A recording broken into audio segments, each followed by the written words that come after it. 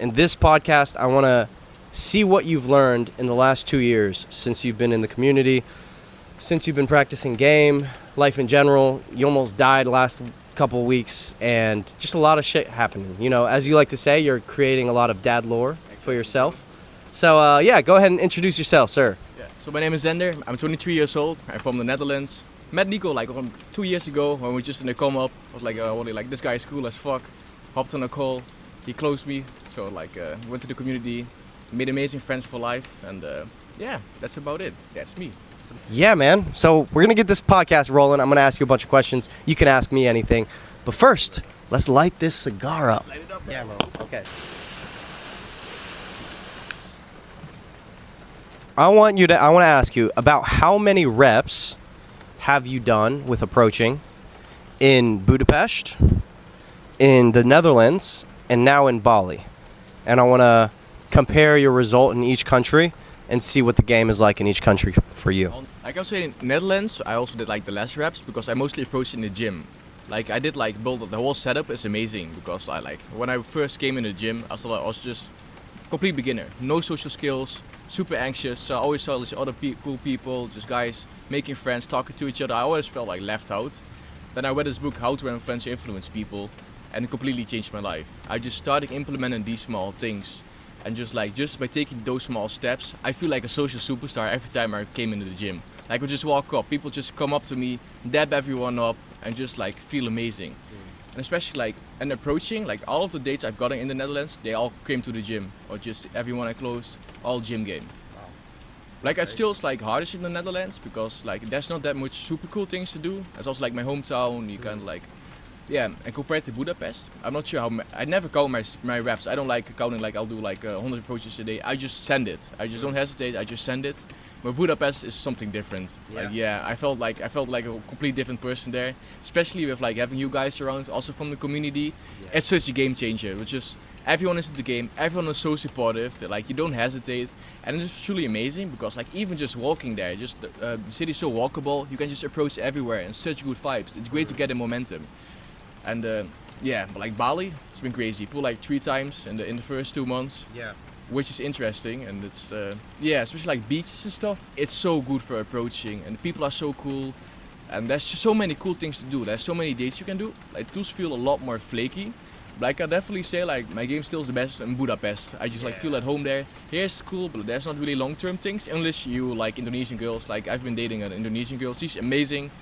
That's the only thing. And she doesn't go away. Most people are in and out of Bali, so that's the thing. And you experience this as well. You know it. Yeah. Hey guys, really quick, I just want to say, if you want to join a community where Xander's in there, I'm in there, all my closest friends are in there, hit the link below and I'll plug you right in. Back to the video. The girl in Bali, and you're lucky if she's staying for more than a month, if she's a long-termer. And then, even then, in Bali, they're getting dragged in so many different directions. Guys are approaching them, they're going on dates all the time. Yeah, I think girls never stay lonely. They're going to be hit on by somebody, and they're going to go on a date with somebody if they want. So, whereas a guy, if you don't approach, you're just going to be fucking lonely. You're just going to sit around. I was actually listening to a podcast on the way up here, and it was talking about how suicide rates have went up for men. And the guy was asking him, why do you think that is? It's because, life can be shit as a man. If you're not out there doing cool things, inviting cool people, meeting women, then your life just becomes, by default, kind of shit, Yeah. So, what was life like in the Netherlands for you before you came to Budapest or Bali? What was your lifestyle there? I could tell you how mine was in America, and compare it to here and compare it to Budapest. Yeah, to be honest, it was pretty depressing. I still smoke weed from time to time. I would relapse on watching porn just because every day was the exact same. Yeah. I'd wake up, I edit. My highlight of the day was going to the gym. So if there was days I took a day off or I had to rest day, it was just boring as hell. That was only my real social circle and just and the biggest thing is it's hard to find like-minded people in a small town where everyone is just working a 9 to 5. Where places like Bali and stuff everyone is doing cool shit, building something, especially for networking. But I definitely I feel way happy here. I just feel more like myself. I can just I learned so much the last few weeks. Like every week, just feel like a year of experience back at home in the Netherlands. So advice to you watching, anyone, if you still live with your parents in your hometown, leave it as soon as possible. Yeah. You will never grow faster than doing that. I think that's the key move. And every successful person, they left their hometown. So like even like Lord of the Rings, like fucking Hobo, what's his name? He just left his hometown. He went to adventure. And that's It's like the hero's journey. the hero's journey, exactly, Yeah. bro. You gotta take risk. Of course, it's scary. It's uncomfortable, but that's where you see the most growth. Like yeah, even like older people, they always say me, I wish this was your age when I left my hometown. I was waited Yeah. too long. Yeah. What I like about you, Xander, is you have this like young energy in that you are optimistic about the future. You see the potential, and you really want to get out there, experience life. Like just yesterday, you met two guys who were doing business marketing, and you're like, oh, we all got to meet up. We all got to have a chat. Like you're seizing the moment. You're seizing the opportunity. You just fucking send it. You're like a go-getter. And yeah, I feel like people in Bali are kind of like that. Like Bali attracts that kind of person, that Yeah. all those go-getters, all those like motivated, ambitious people all meet up here. And I think that's what makes it special. Sometimes I'm conflicted too, though. Like I'm driving down the road and I'm like, you know, I'm in Indonesia, but I'm not here for Indonesia. It kind of feels weird. Like I'm not really experiencing the culture. I wouldn't even dare to eat the food anymore. Yeah. And I don't even like want to date an Indonesian girl. They're super sweet from what it's just not my type, but like they're amazing from what I could see. And that kind of makes me want to make Bali a sort of getaway, but not home base. Because recently it's home base now, and I've tried to make it home base. But I think I want to make home base somewhere else. For you, so far, in your 3 months you've been here? 3 months, Yeah, 3 months that you've been in Bali. What are your thoughts on Bali so far? Bali is amazing, but like for long term, it's not a move. Like I found out, I was like, oh, I'm probably gonna live in Bali, but like I definitely miss like the stability, the safety. Also had some like hospital issues and stuff like that. Just like it's cool, it's perfect, sweet spot. It's like 2-3 months, you can network and you get the best from it, and then it's like better to leave to find another place, in my opinion. Yeah. I would agree. You know what my main thing about Bali is that keeps me from wanting to live here? It's the fucking food poisoning, bro. My gut has still not adapted. It's been 3 months almost. I shit like 5 times today, bro. And I eat at home every day. So, that is the main reason why Yeah. I cannot be here long term. But, other than that, I think Bali's great for networking. And honestly, if you want to get laid, it can be good. Like, it's not easy. Girls are flaky here. There's a lot of competition. But if your game's good, or you're having a good week, or you're in momentum, every now and then you'll just run into a chick. She's on vacation. She's in Bali for a month. And you don't have to do much besides take her for a drink. And that can be fun. But that can also get old pretty fast as well. But it can be fun. It's nice if you haven't experienced that yet. I'd say it's a great training ground to level up your game. It's a great training. You said it's a great training ground. Yeah. Yeah. Let's talk about game. You're a fantastic wingman. I remember in Budapest, it was a lot of fun. You just go in. You have good energy. I don't really see you get rejected much. And that's not a metric for success. Rejection is part of the game, and you know that just as well. You know what? What I like about your game as a wingman is you are delusionally positive about your game, yourself, and your wingman's game. Like, I'll go up and I'll judge myself, and I usually am pretty positive as well, but I'll just say something like, I shouldn't have said that. You'll instantly reframe it in my own mind. You'll be like, no, bro, you're doing great. That girl's kind of awkward. You're actually cool as fuck. Fuck that girl. And then I remember there was that one moment we were on the beach, and you completely reframed in my mind to think about the situation differently. And I'm like, that is good game. That's what a coach would do. That's what a good wingman does. And what would you say is your number one strength in approaching women, pooling, the whole 9 yards? Having fun getting rejected. Yeah? That's like the number one thing. Like it keeps all the fear away, and just like I'll get rejected, I'll do a little dance or something. I don't care, I'll just go on to the next one. I just laugh it off. Like it's kind of like when you put like Vaseline on your face while boxing. It makes it so much more enjoyable, because if you can. I still sometimes I get rejected. I get a little bit in my head. I was like, nah, fuck this. This is part of the game. Just let me keep going. I feel like that's the key for everyone. If you just want the most success, have fun getting rejected. Yeah. It's okay. It's normal. It's nothing personal. Just keep going, and then the magic happens. Yeah. I feel like the main thing is like people beat themselves up for rejecting, but you going up to a girl, uttering any word, whether you stumble your words or you say something stupid, that's a W, bro. It takes guts. You just running up to her, you should be proud of yourself, bro. Oh, fuck yeah. Who else would have the balls to do that, bro? Yeah. Like, getting rejected is like, fuck yeah, bro. You got rejected. You did it. Most people, they reject themselves already. They're like, oh, she's too good for me. Like, I won't even talk to her. Like, she won't like me. Let the girl reject you. That's a min. Don't reject yourself. Yeah. Man, love it. Gems, bro. That's a good clip right there. Boom. I can imagine it. Amazing. Yeah, the game's fun. I've just recently got back in the game with approaching and trying to pool. And yeah, it's addicting. I'm not going to lie. Yeah. Like my brain, I think about sex again like a lot. Like I wake up and I'm like, ooh, I can't wait to see that girl. And like, it's fun. It's addicting. And I think even today we're at this villa and I'm like, okay, what's fun? Maybe we should go out and talk to some girls. You know, like what else is there to do? That's It's what probably I the was most. thinking as well. I think with your bros, we have an awesome fucking villa. We have a nice place we can take them to. It's also like something I learned in the game, and just through doing interviews actually. There was this club promoter. So like if you approach, have something fun to invite them to. That makes it so much more fun. You can just invite a ton of different girls. Like some of them will flake, but that's okay. Like if we're trying out, inviting them to a party or something cool to do. Like that's way more likely they wanna go. They won't flake because the girls just wanna have fun. 100%. What's the biggest epiphany like you learned in the last 2 months being in Bali, like in game? I did 2 months of celibacy. I know, very long time. I was gonna do longer, but if I'm being honest, I failed my challenge. In that I don't like that word, but I did kind of fuck up the challenge. I was gonna go 6 months, but in December I sat down and I asked myself, is this really what I should do? Is this healthy? Like, and I just decided that it wasn't healthy. So I got back in the game, but for 2 months I was celibate. I was focused 100% on my life, my business. And in those 2 months, I think the greatest epiphany I had was we have so much mental energy. And when you don't have anything to distract you and you put all your mental energy into one thing, there's so much that is possible. Without distractions, full 100% focus, you can achieve so much. I learned that in the summer when I needed to pay off my debt. And I learned that for the brief moments that I was fully fucking focused before my health went to shit a little bit in Bali. Like, I was getting so much done, bro. I would shoot a video, edit a video, network, approach people. Like, I was just, dude, you can do so much. When you take away distractions and you give yourself full focus into one thing, you will be successful. There's no doubt about it. We have 18 hours a day to fucking grind and 6 hours to sleep, as Arnold Schwarzenegger likes to say. And if you need more than 6 hours, then sleep a little faster. Have you seen that video? It's an epic video.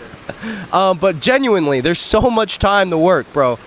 And recently I've shifted my mindset that nothing is more important than growth. Nothing is more important than achieving things. And nothing is more important than just working on something, your health, your business, your approaching, your game, and all the rest is just a fucking distraction. So just focus your mind and put it into one direction, one energy, and I think you'll become happier. And I think women and all these cool things come in the process of that. Yeah. I think the reason why I got used to get needy whenever I was dating girls or I used to feel depressed is because my mind wasn't focused. The idle mind is the devil's playground. When your mind is just wandering in all these different directions, you start thinking about negative bullshit. It's like, no, just put all your mental energy and put it into a positive direction. You have mental energy and it needs to be pushed somewhere, so you have to decide where it goes. And then recently, anytime I'm feeling negative or anything, I'm just like, okay, fuck these bullshit thoughts. Let me put my energy into this positive direction. And usually that means building something, shooting a podcast, doing something fun, productive, cool. And that's the main epiphany I've learned. 100%. And I really liked about like what you put your energy into, because like for me it's even so easy to get in a really negative space because of all the shit going on.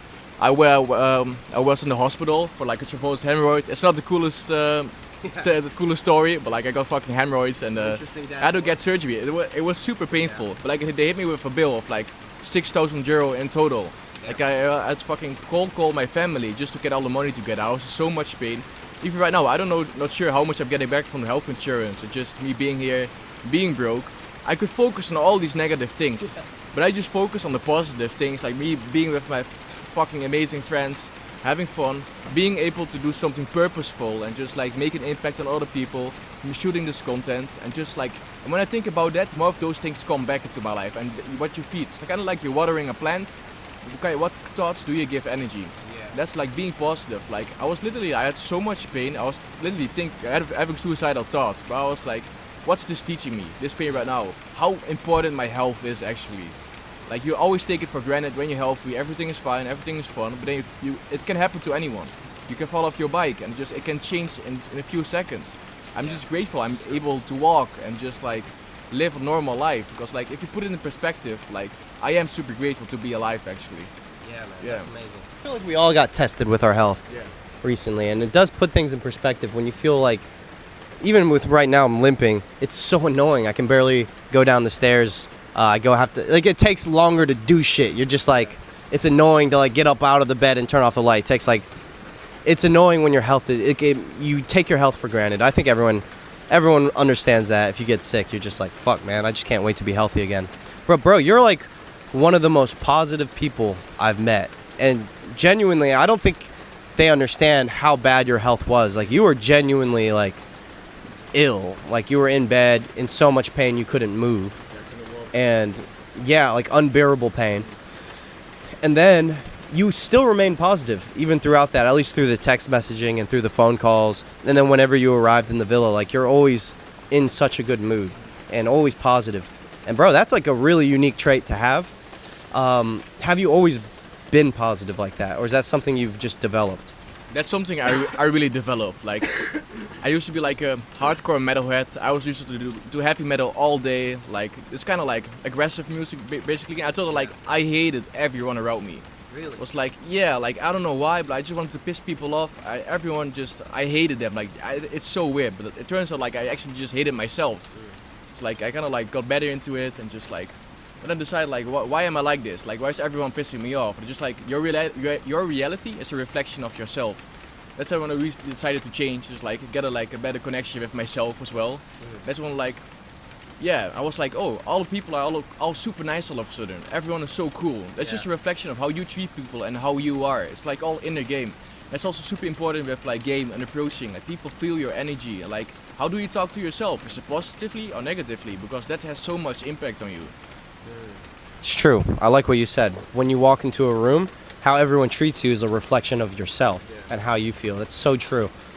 Was there like a certain moment or a turning point where, you know, you said, you know what? No, it's how I feel about myself. Was there a specific book, mentor, person, or just moment, like come to Jesus moment for you?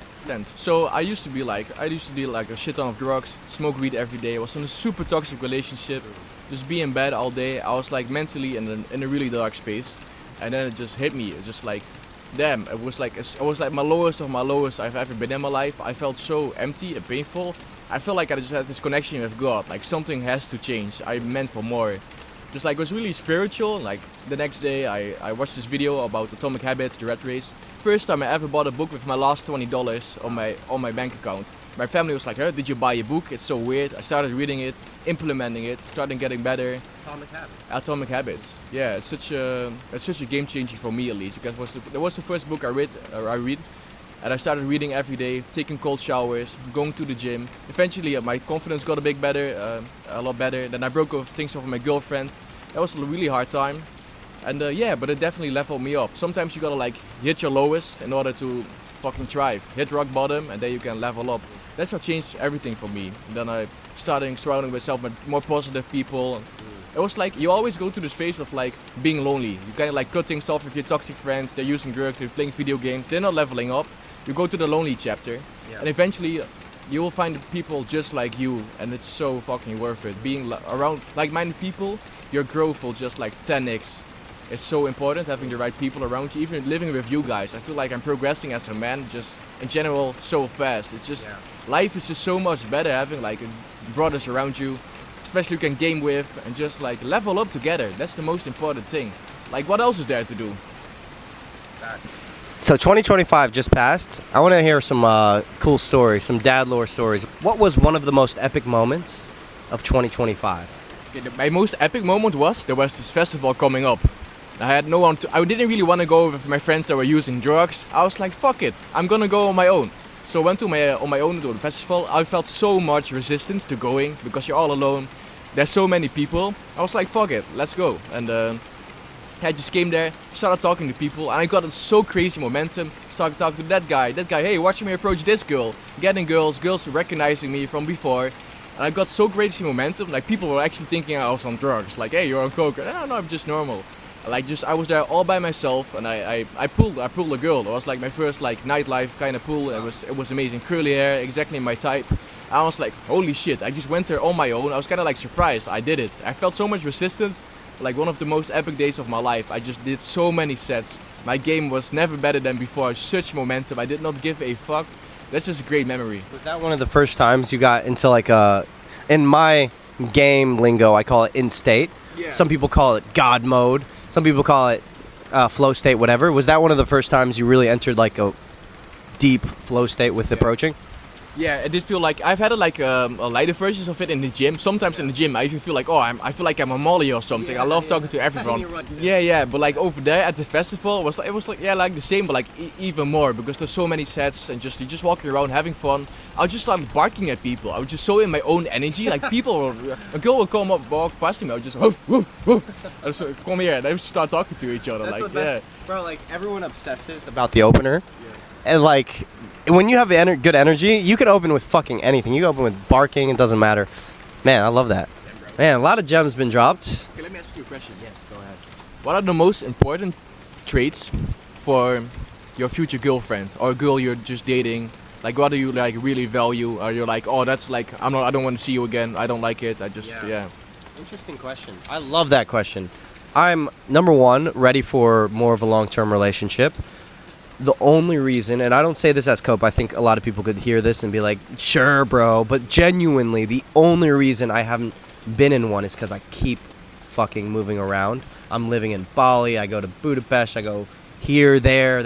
I've been to like 20 different countries, it feels like, in the last year. But whenever I am settled down in one place, for example, Budapest is probably the best place that I've been to find a girlfriend. I was there for 2 months. One of the months I was working the whole time. So genuinely, in the span of 1 month, I had pretty much found a girlfriend. And it's not a girl I would completely wife down. I probably wouldn't go the distance with her. Yeah. But she was giving me a lot of green flags. And the first green flag she gave me was a little bit of, I don't like the word neediness, but she was very much obsessed with me. But not in an unhealthy way. In a way that it's like, she's calling me often, she's texting me, she's asking about my day, she's chasing me. I want her to be in that frame. I never want to be in the chasing frame because I'm a busy guy, I'm doing my thing. And also, after you have sex with a girl, if she doesn't chase you a bit, it kind of says a lot about the girl. It kind of says, okay, well, that didn't mean much to her. She's probably moved on pretty fast.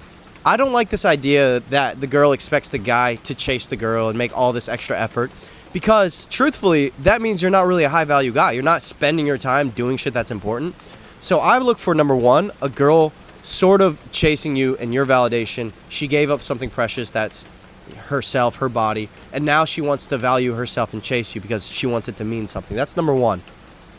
Number two, I don't want a girl to be career-oriented. Now, I have seen some relationships on Instagram. There's one girl called Shelby Sapp.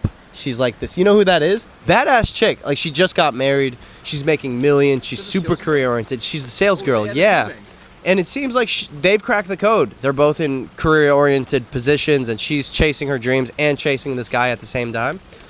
But personally, in my experience, I've found that when I'm with a girl who's very career-oriented, she's got this masculine energy, and she's trying to balance both, her feminineness and her masculine energy. And I want a girl who has been sort of innocent and protected from the harsh reality of the world, which is you have to go through shit. In my experience of the world, I've noticed that women don't go through hard shit and trauma and deal with it very well. I'm just thinking about my mom, to be honest.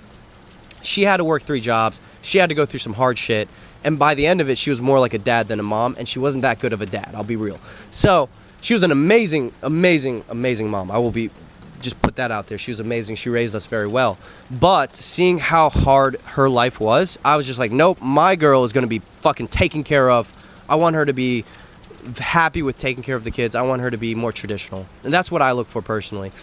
So a green flag would be she likes to nurture, she likes to cook, and she's just got this sweet, innocent, feminine energy, and I want to be the one to guide and lead her. So if I find a girl that wants to go out and party a lot and wants to do all this adventurous, crazy things like, yeah, I want to solo travel to Brazil and I want to do this and that and this, I kind of see that as a red flag personally. And whenever I'm in Bali, I'd never find girls I'm like would want to wipe down ever. I haven't ran into one. And I think the only options that I've seen that are really good were the ones where I'm in Budapest. She's only been with like less than 3 or 4 guys. She likes to cook. She's not thinking about her career that much. She wants to start a family. That's a huge green flag. A girl who's like, yeah, I want kids before I'm 30. To me, that's what a girl should do. She should try to have kids before she's 30. That's the smart move as a girl. Not just like waste her beauty and waste her youth chasing some job, working as a slave for some fucking random corporation, and then she gets to 40 and now she wants to settle down with a guy and have kids and it's almost too fucking late. Yeah. So I want a more feminine, traditional, innocent and sweet, caring, nurturing energy. And I want that for my kids. I want that for my home life. And yeah, I think it would be easier for me to go through the red flags too. But what about you? What do you think? What do you want in a relationship? Peace.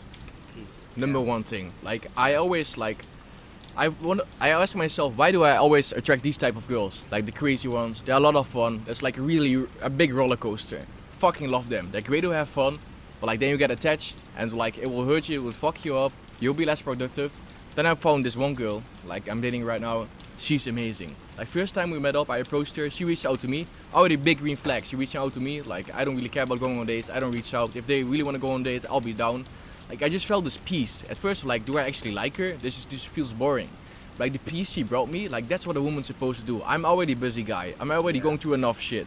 Just let your woman be like your safe place where you can just like rest and just like let her feminine energy feed your masculine energy. Yeah. That's so important. And like I know it's like with the more high quality girls, it feels like a slow burn. It's like you go on a few dates, you don't fuck on the first date. It's just like you build attraction over time and not just like super fast. That just burns out also really quick. Can be a lot of fun. I love it. But like if you're looking for a woman, I'm looking for peace because that's what I want. A family, my kid to grow up in peace. Yeah. Not just like that it like feels at war at home because that's really important. She has to be nurturing. She makes things easy for you. She understands you and you can just communicate clearly. That's super fulfilling. That's how you can actually build something together, and someone that also sticks around when shit hits the fan. Yeah. Because it's so easy to be like, to have a girl when shit's going well, everything is fun. But like when you're down, who's there? If she's still there with you, she really loves you. Yeah. I love that, bro.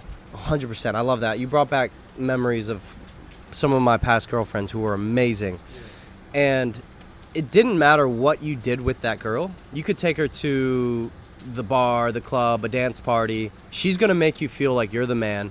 She's gonna be very happy. She's gonna be she just makes everything amazing. Everything is light, everything is fun. And then when you come home, it's just, man, I would be able to relax and just feel like completely myself. And that is so powerful.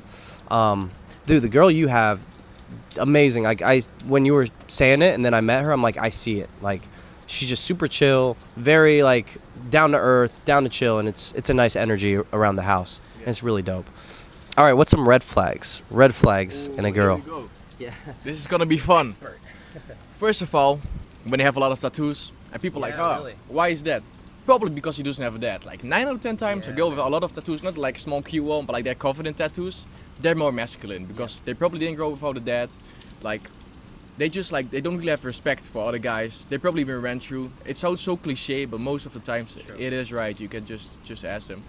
And what else? Like they party a lot. If they party a lot, she probably knows a lot of guys. She's in the environment. She's drinking. She's with her friends. She's getting pulled in all these different directions. She's getting approached by guys all the time. She's used to male validation.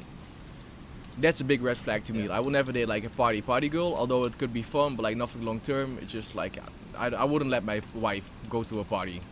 No, in a way. Or she has a lot of guy friends, because if she has a lot of guy friends, she's been ran through. What are some else red flags? What do you think? You know what? I think the best test is something you said earlier. You got to go through some hard fucking times with a girl. You have to, because if you don't go through hard time, like you only learn, and this is actually for guys too. You only learn about someone's character when shit goes south. Yeah. And I remember I had this girl, and this is another green flag. You know what? No, I'll talk about my first relationship. Whenever shit would go south, and we were together for 3 years, life would just become so much harder because she was there. She would just be like, a red flag for me is if she starts questioning your decisions. Like for example, if I'm just like driving the car, she's like, oh, watch out by this. And it's like, but chill. Like, I know what I'm doing. Like, relax. I want a girl to be just trust me. Like, chill, relax. And then she starts making you question yourself. And then it's just imagine that for over the course of years. By the end of it, you just become a shell of your former self. Yeah, the partying thing is a clear red flag. If she wants to stay out at parties really late, I mean, why? Why do you want to do that? Doesn't want kids or is unsure about kids. I mean, that's immediately like, I just see that you see the world in a way that doesn't make sense to me. Like, you gotta, like, if a girl's like, yeah, I'm not sure if I want kids, she's immediately not going to be a partner long term. Like, I want a girl to be like, of course I want kids. What the fuck? Like, that tells me a lot about a girl's psychology. If she's like unsure if she wants kids, it's like, you have this gift to create life and you don't want to use it. It's weird. Or if she already has kids, that's also a big red flag. Yeah, she already has. I've been there. Yeah. It's not fun. Yeah. You know, I've met some amazing women who have a kid, and yeah, it's not someone I would personally want to wife up because I don't want to take care of another man's kid. Yeah. But you know what? I'm almost like happy for them too because like they're in their 20s and they have this beautiful kid, and it's like, hey, fuck yeah, like congrats, you got a kid. But I think it would only work if I also had a kid and I met a girl with a kid. That would kind of work out. And yeah, that's pretty much it for the red flags for me. All right, let's talk about daily habits. Are there any daily habits you do that keep you mentally grounded, mentally sharp, and confident? 100%. So like the biggest thing for me is like cold showers every morning. It's like you feel so much resistance towards. Every day, I've been doing this for years. It does not get easier. But the feeling you get after, and just kind of like, it's a training ground. It's like really a mental training ground because it feels amazing after. But as with everything, you want to make progress in, you want to make more money, you want to go more dating. It's always uncomfortable the first few seconds. Yeah. But afterwards, you get the reward. It's kind of like Starts off the day right too. Exactly. It's like every time you wake up with a new chessboard, and it's like, how are you gonna play? If I can decide to scroll in bed and just fap and watch porn and eat junk food, that my whole day is gonna be more shit. It's kind of like a chain reaction. Like the first habit you do in the morning is so important. So that cold shower is already such a huge win. You get like a natural dopamine boost. It's healthy. You feel like you did something hard. Then the next thing is way easier to do as well. Yeah. How about you? What's your biggest thing, your best habit? I love that. Actually, recently, besides working out, I think that's a given. Everyone understands that. Recently, it's been journaling. Yeah. Journaling in the morning sets off the tone, bro. Every morning, I have bullshit negative thoughts. I can't control it sometimes. You wake up, you're thinking all this bullshit. I wake up, I journal it out. I'm like, what am I going through? What do I want to achieve? And I always like coach myself. I'm like, all right, bro, stop thinking about this. Like, come on, man. Do this, do that. Get this right. You got this. Stop thinking negative. Or maybe I vent a little to myself. And then I think of like 10 ideas to improve my life. Or I'll think of 10 ideas for my business or my YouTube channel. And I think that pen to paper in the morning, like putting on some really cool music and sitting with myself, it's like I'm my own mentor. And that has been the best start to every single morning I've had. It sets the tone right for the day. Yeah. All right. Last question. What is the hardest thing that you've been through, and what have you learned from it? I think the hardest thing, and also like kind of like a small turning point, is when my best friend cheated with my girlfriend. Ooh. That was really painful. That is painful, yeah. That it sucked. Like I lost my shit completely. I was like, I didn't know, like, because this was like my two like main thing. Like I was counting on them, loved them, did everything for them. It was fucking amazing. But like I'm so grateful it happened, because if it didn't happen, still be with a shitty girlfriend, still be with a shitty friend, probably just smoking weed. How'd you find out? We went to like to a bar together, like it was pretty good, everything fun. Then we came home. Like my buddy, he was sleeping upstairs. My girl was next to me, and then she got a snap from my friend, and I was like, hey, what is that? She started hiding it. She didn't want to show me. And that's when I was like, okay, something is going on. It's just like be going on behind my back. Then yeah, that's when I found out. Yeah.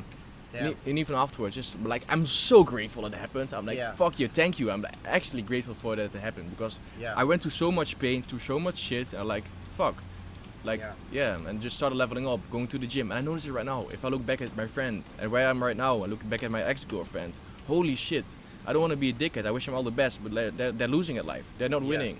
It's only going downhill for them. Yeah. Damn. That's huge.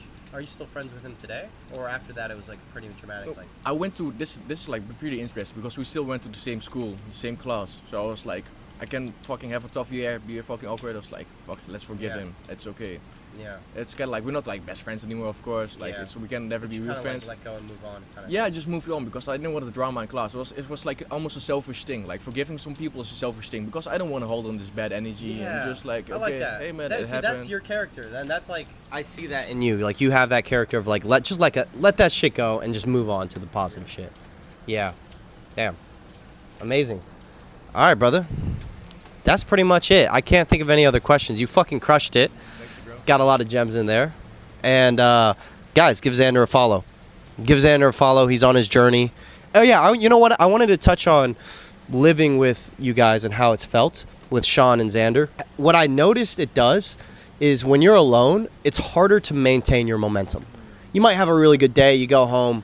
You can kind of get in your head sometimes. You fall to other habits, bad habits. When I'm with you guys, I'll have a good day. And you guys are like congratulating me. I have this positive energy. I can debrief. I can talk to you guys. And I feel like way more motivated. And then I go to bed and I'm just like, I want to wake up. I'm excited for the morning. Yeah. And I think having good friends around you helps you maintain and keep and build momentum. I think that's the main thing. So having good friends who are also doing cool shit as well. Like when I see you guys go on dates or I see you, you got your girl with you. I'm like, fuck, like I want a girl with me. What the heck? This is, I want to live life. So, yeah, get some cool friends around you.